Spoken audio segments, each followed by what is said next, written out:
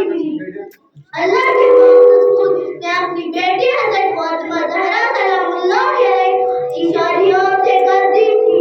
اللہ نے آپ کو دو بیٹے امام حسن اور امام حسین عنایت فرمائے۔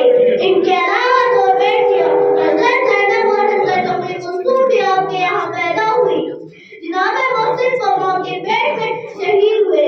حضور کے انتقال کے بعد حضرت علی علیہ السلام نے قرآن پاک جمع کیا اور مسلمانوں میں تبلیغ و ہدایت فرماتے رہے۔ قرآن مجید اور حدیث و تاریخ کی روح رسول صلی اللہ علیہ وآلہ وسلم کے بعد ان کے پہلے خلیفہ ہیں۔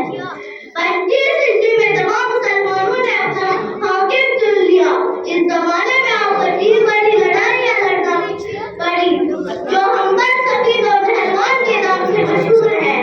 1939 ہجری میں آپ کا عین اس وقت جبکہ آپ مسجد میں نماز پڑھ رہے تھے، سجدے کی حالت میں عبدالرحمن بن ملجم سے تلوار سے زخمی کیا اور 1940 ہجری کو آپ کی شہادت ہوئی۔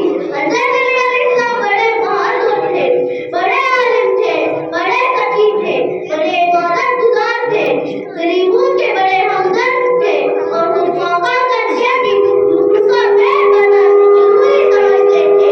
اس زمانے میں آپ سارے اسلامی دنیا کے بادشاہ تھے۔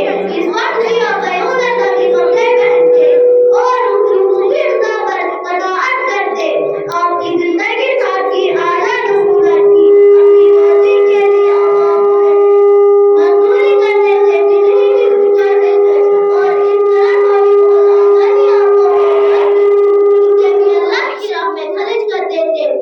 آپ رسول اللہ صلی اللہ علیہ وآلہ وسلم کے پہلے خلیفہ اور جانشین ہیں۔ اللہ کی نگاہ میں آپ کا بڑا مرتبہ ہے۔ قیامت کے دن آپ اور جہنم تقسیم کرنے والے ہوں گے۔ آپ ہی حوض کوثر کے ساقی ہوں گے۔ آپ کے دوست جنت میں جائیں گے اور آپ کے دشمن جنت کی بو بھی نہیں سونگھ سکیں گے۔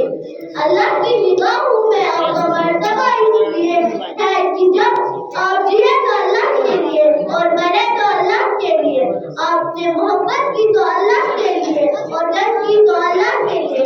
اللہ نے اس کا بدلہ دیا کہ دنیا میں آپ ایمان والوں کے سردار قرار پائے اور آخرت کے اعلان میں کیا کہنا، جنت آپ کی بھی بلکہ آپ کے غلاموں کی ملکیت ہوگی۔ یہ ہے اللہ کے دربار میں مجتمع اسلام و ایمان کی شان اور اسلام کے لیے خدمت کا بدلہ۔ خدا ہمیں بھی آپ کی پیروی میں ایک مسلمان بننے کی توفیق فرمائے۔